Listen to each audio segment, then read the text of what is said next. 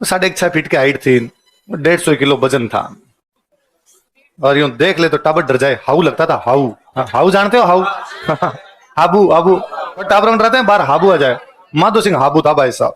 ये सुबह उठते ही 4 किलो दूध, 3 किलो जलेबियां, 2 किलो केले, वैसे नाश्ता करता था। भयंकर डाकी टाइप का आदमी था। लंदन गया था, जिसको देखने के लिए लोग आए थे। मतलब ऐसे लोग अभी भी रहते हैं। मस्त आदमी था। लंदन जाना था। भारत के सारे राजाओं को लंदन किसी कार्यक्रम में अंग्रेजों ने बुलाया था, मना कर दिया कि नहीं जाऊंगा। क्यों नहीं जाओगे भाई साहब? उसने कहा मैं 3G के बिना जिंदा नहीं रह सकता। कितने जी? गाय गंगा गोविंद। गाय गंगा, मैं वहीं रहूंगा जहां गाय है, जहां गंगा है, जहां गोविंद। वो तो भारत में ही है। लंदन में तो कहां से तो गाय लाओगे, कहां से गंगा लाओगे, कहां से गोविंद जी लाओगे। फिर लोगों ने समझा कि साहब जाना तो पड़ेगा। अंग्रेजों ने बुलाया, नहीं जाओगे तो बुरा लगेगा, सारे राजा जाएंगे, कोई भड़का देंगे कि साहब जयपुर का राजा आपकी बात नहीं मानता। तो क्या किया जाए? तो पानी वाले जहाज में जाते थे उस समय, तो गाय लेके गए साथ में, यहाँ से लंदन गोविंद देव जी की मूर्ति लेके गए। अब गंगा जी कहां से लेके जाए? गंगा जी नदी है ना, कहां से लेके जाए? फिर चांदी के 2 बड़े बड़े बर्तन बनवाए और उनमें गंगा जी का पानी साथ में लेके गए कि मैं गंगा जी का पानी पीऊंगा, वहां का पानी पीऊंगा। तो आज भी आप सिटी पैलेस में जाओ तो वहां चांदी के बड़े बड़े बर्तन है। वो बर्तन माधो सिंह ने बनवाए थे गंगा जी का पानी ले जाने के लिए। अब लंदन में अंग्रेज बेचारे सारे गेस्ट आए हुए बैठे, अंग्रेज सबके सामने ले जाके बिस्लेरी की बोतल रखे। माधो सिंह के नहीं, वो पीछे गंगा जी बढ़ाया, वो लेके आओ। किसी ने जाके भड़काया अंग्रेजों की रानी को कि वो भाई, अंग्रेजों में राजा रानी दोनों बनते हैं, उनमें रानी का पास भी सत्ता होती है। रानी को जाके भड़काया कि वो एक जयपुर का राजा है, शक्ल से देख लो डर लगता है उससे, और वो कहता है मैं अंग्रेजों के हाथ का पानी भी पीऊंगा।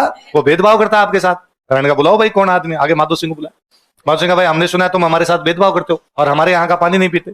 माधो सिंह लगा फंसा दिया, मरा दिया। अब तो किसी ने शिकायत कर दी, पर बड़ा है हाजिर जवाब आदमी। तो कहा कि अरे आप शायद हमारे रीति रिवाज नहीं जानते इंडिया के। उसमें बेसिकली राजस्थान की कल्चर को आप नहीं जानते हो। क्या कल्चर है तुम्हारी? कि हमारे यहाँ पर पिता यदि बेटी के घर जाता है तो उसके घर का पानी नहीं पीता। रानी का मतलब कि आप मेरी बेटी से मानो, मैं आपके घर आया हूं तो आपके घर का पानी कैसे पी सकता हूँ? तो मैं घर से पानी साथ में लेके आऊं। और रानी बड़ी राजी हुई, अरे यार है ना, ये तो कितना स्नेह मेरे से है। और रानी गा रहे thank you thank you. Madho Singh आगे बढ़ा, सिर पे हाथ फेरा, 11 रुपए और दिए रानी। अंग्रेजों की रानी समझदार थी, उसने चुपचाप 11 रुपए ले लिए।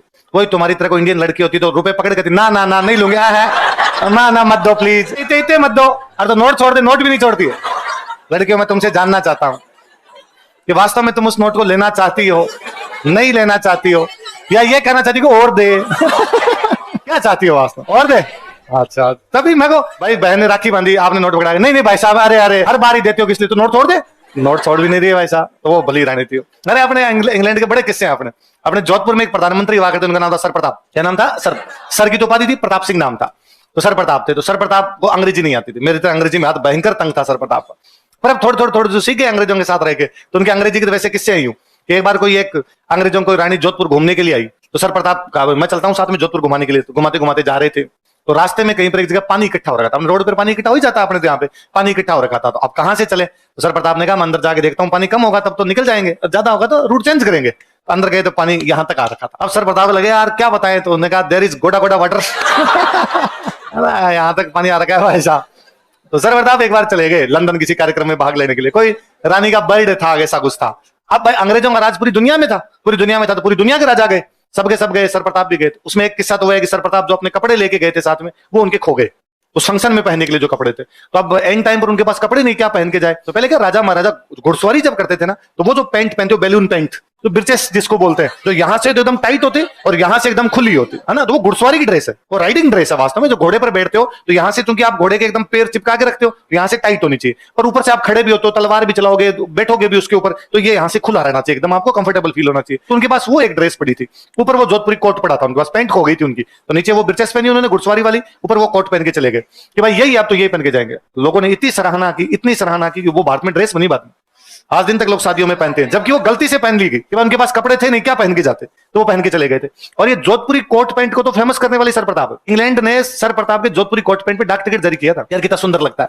सर प्रताप वो पहले आदमी होंगे पुरुषों में जिन्होंने बताया था कि पुरुष भी कपड़ों में फूट लगता है, वरना ये काम महिलाओं के माने जाते थे। तो गंगा सिंह और सर प्रताप दोनों उस कार्यक्रम में थे, जोधपुरी कोट पैंट पहन के गए हुए। तो बाद में इनकी फोटो वोटो इंग्लैंड वालों लिए थे कि यार ये कपड़े बहुत अच्छे हैं। उसके बाद से आज दिन तक जोधपुरी कोट पैंट इंटरनेशनल ड्रेस है। आज भी जो भी बड़े अंतरराष्ट्रीय सम्मेलन होते हैं उनमें बंद गले का वो कोट पहन के आते हैं, वो जोधपुर वालों की देन है। सर प्रताप कहते हैं उस कार्यक्रम में सब लोग रानी के लिए गिफ्ट लेके गए, सर प्रताप लेके नहीं गए। अपने यहाँ बर्थडे मनाने वाला ऐसा कोई रिवाज ही नहीं था, है ना, ये त्योहार अपने धोखते ही नहीं थे। तो अपने क्या पता क्या होता है इस पर, क्या नहीं होता। अब सारे राजा रानी बेटी सिंहासन पे, सारे राजा आगे बैठे, सबके पास गिफ्ट। सर प्रताप ने पूछा कि ये क्या है तुम्हारे हाथ में?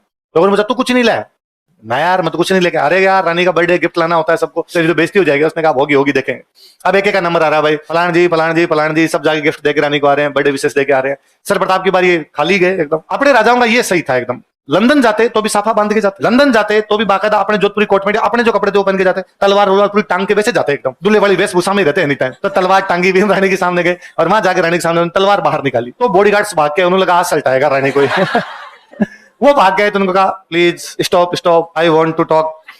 तो रानी ने कहा आने दो। तो उस रानी के पास में जाकर कहा कि भाई मैं गिफ्ट लाना तो भूल गया, लेकिन अब वो तलवार अपनी उनके सामने रखी और कहा मेरी गर्दन नाप के लिए, जब भी कभी ब्रिटिश साम्राज्य की आवश्यकता पड़े तो मैं गर्दन कटवा लूंगा आपके लिए। रानी को बड़ा अच्छा लगा यार, कोई मेरे लिए गर्दन देने के लिए तैयार। उसको नहीं पता था कि इंडिया वाले दिन में 3 बार ऐसी बात कर लेते हैं। तुम्हारे लिए चांद तारे तोड़ लाऊंगा। कहां से तोड़ लाएगा भाई साहब, तू अंतरिक्ष में कैसे जा सकता है पहले बता तू। पर अपने बहुत सामान्य बात है भाई साहब, और लड़कियां बड़ी हो रही मानती हो रही इन बातों में। मेरे को तो ये बड़ा अजीब लगता है। तो रानी बड़ी राजी। उस दिन शाम को जब डिनर का प्रोग्राम था तो रानी ने अपने सबसे पास में सर प्रताप को बिठाया, सर प्रताप मेरे सबसे पास में बैठेंगे। अब सर प्रताप वहां बैठ तो गए, अब वो खाना नहीं खाया जाए कि अपने तो हाथों से खाने की आदत, वो कांटे छुरी से खाए तो कांटे छुरी से खाया नहीं जाए। थोड़ी देर इधर उधर किया, फिर लगा मरने देते हैं, तो उनका डन। तो वेटर खड़ा था, वो हाथों हाथ एक कटोरी लाया, कटोरी में गर्म पानी लाया, उसमें लेके आया नींबू। सर प्रताप को लगा इंटेलिजेंट लोग हैं, खाना खाने के बाद में नींबू अच्छा रहता है। सर प्रताप ने निचोड़ा ढंग से नींबू इसमें और वो पानी पी लिया। अब सारे राजा आसपास कहां से, अरे देखो यार इसको ये भी नहीं पता कि हाथ धोने के लिए होता है, ये पीने के लिए नहीं। अब सारे राजा हंसे तो रानी को बड़ा गुस्सा है, क्या है। सर प्रताप ने पी लिया। रानी ने हाथों हाथ नींबू निचोड़ा और वो पानी पी लिया। अब जितने वहां राजा बैठे थे अपने वालों ने जोरदार